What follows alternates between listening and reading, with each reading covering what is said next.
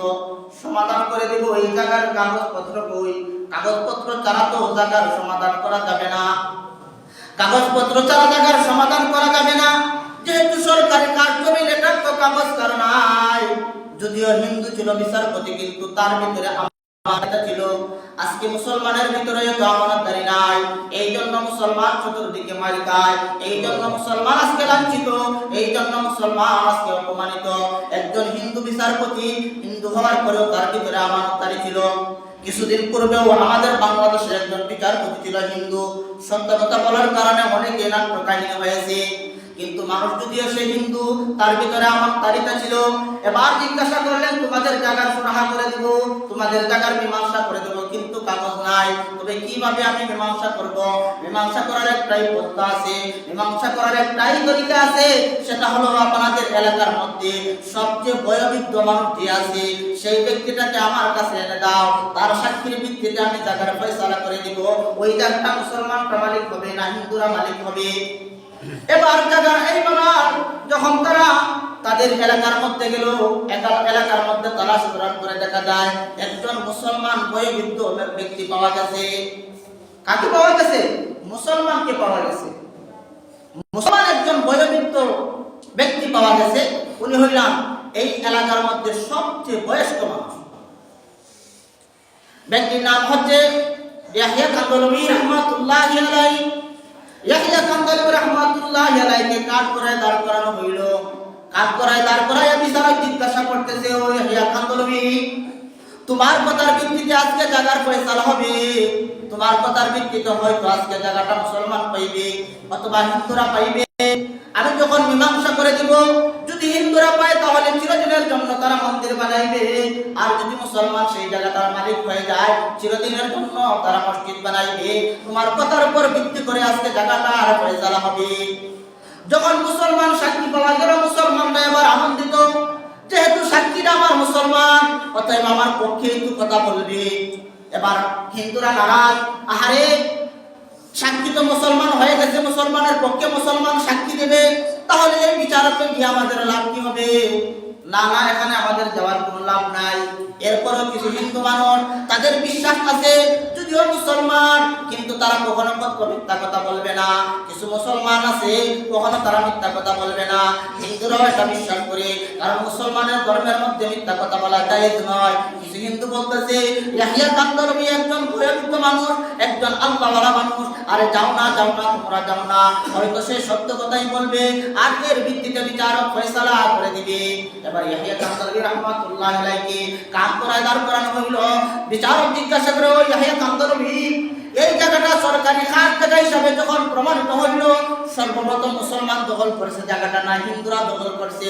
ইয়াহইয়া কান্দলবী রাহমাতুল্লাহি আলাইহি বলেন, না না না, ওই জায়গাটা সর্বপ্রথম খাস জায়গা প্রমাণিত হওয়ার পরে হিন্দুরা দখল করে নিয়েছে।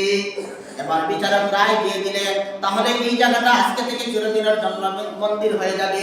যেহেতু প্রমাণ হয়ে গেল এই জায়গাটা সর্বপ্রথম হিন্দুরা দখল করেছে। এবার মুসলমানকে গালাগালি করতে শুরু করলো, আহারে মুসলমানের সাক্ষীর কারণে আজকে মসজিদের জমিন হারাইলাম। কিন্তু ইয়াহইয়া কান্দলবী রাহমাতুল্লাহি আলাইহি মুসলমানরা গালমন্দ করতে শুরু করলো, মুসলমানরা গালাগালি করতে শুরু করলো, মুসলমানের সাক্ষীতে মসজিদের মাটি হারাইলাম। এবার ইয়াহইয়া কান্দলবী রাহমাতুল্লাহি আলাইহি সবাই বাড়ির দিকে চলে যায়, ইয়াহইয়া কান্দলবী রাহমাতুল্লাহি আলাইহি বাড়ির দিকে যায় না। অনেক কান্নাকানি করতেছে, মুসলমান সাক্ষী দেওয়ার কারণে, সত্য সাক্ষী দেওয়ার কারণে আজকে আমাকে গালাগালি করে। ইয়াহইয়া কান্দলবী রাহমাতুল্লাহি আলাইহি সবাই চলে যায়, ইয়াহইয়া কান্দলবী রাহমাতুল্লাহি বাড়িতে যায় না। মুসলমানরা তাকে গালাগালি করতেছে, সাক্ষী সত্য দেওয়ার কারণে মুসলমানের সাক্ষীতে মসজিদের জায়গা হারাইলাম। এবার ইয়াহইয়া কান্দলবী রাহমাতুল্লাহি আলাইহি যখন রাতের আধারে বাড়িতে চলে যায়, বাড়িতে যাওয়ার পরে যেহেতু আল্লাহ তাহাজ্জুদের নামাজ পড়ার জন্য ঘুম থেকে জাগ্রত হইল, ওযু করার জন্য বাহির হইল, হঠাৎ করে দেখা যায় তার ঘরের চতুর্দিকে ফিস ফিস করে শব্দ করতেছে। এবার ইয়াহইয়া কান্দলবী রাহমাতুল্লাহি আলাইহি ভয় পেয়ে গেলেন, বুঝতে পারলেন কিছু মানুষ আমার বাড়ির চতুর্দিকে আছে, হয়তো কোনো দুশমন আসছে আমাকে আক্রমণ করার জন্য, আমি কেন সত্য সাক্ষী দিলাম। এবার ইয়াহিয়া কান্দলী রাহমাতুল্লাহি আলাইহি তাকাইয়া দেখে শত শত হিন্দুরা তার বাড়ির দিকে চতুর্দিকে ঘেরাও করে আছে। এবার ইয়াহিয়া কান্দলী জিজ্ঞাসা করে, তোমাদের জায়গা আমি সাক্ষী দিয়ে তোমাদেরকে দিয়ে দিলাম, রাতের আধারে তোমরা কেন আমার বাড়িতে আসলা, কেন তোমরা আমার বাড়িতে আসলা? এবার হিন্দুরা জবাব দেয়, ইয়াহিয়া কান্দলী, আমরা তোমাকে প্রহার করার জন্য, তোমাকে আঘাত করার জন্য তোমার কাছে আসি নাই। যেই মুসলমান ধর্মের মধ্যে মিথ্যা কথা একজন মানুষ বলে না, কাজ করার মধ্যে দাঁড়াইয়া একজন মানুষ সত্য কথা বলে, ওই সত্যবাদী যে ধর্ম, এই ধর্মটা কখনো মিথ্যা হইতে পারে না। অতএব আপনি যেইভাবে সত্য, আপনার ধর্মটাও ঠিক তেমনিভাবে সত্য। আজকে আমরা শত শত মুসলমান, আমরা শত শত হিন্দু আপনার সাক্ষী দেওয়ার কারণে আমরা কালেমা পড়ে মুসলমান হয়ে গেলাম। সুবহানাল্লাহ।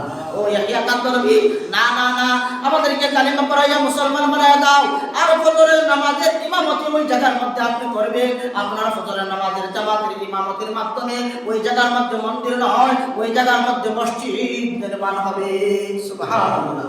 দেখেন, একটা সত্য সাক্ষী দেওয়ার কারণে শত শত হিন্দুরা মুসলমান হয়ে গেছে।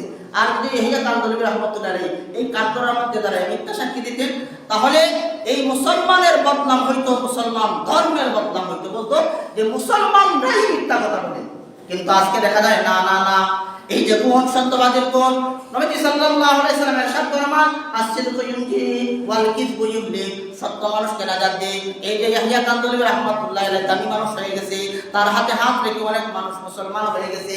আর যদি ইয়াহিয়া কান্দলী ওই জায়গার মধ্যে দাঁড়াইয়া মিথ্যা সাক্ষী দিত, হয়তো কিছুদিনের জন্য জায়গাটা পাইতো, কিন্তু হিন্দুরা সারা জীবন তাকে মৃত্যু বলে গালি দিত, আর মুসলমান হইতো না।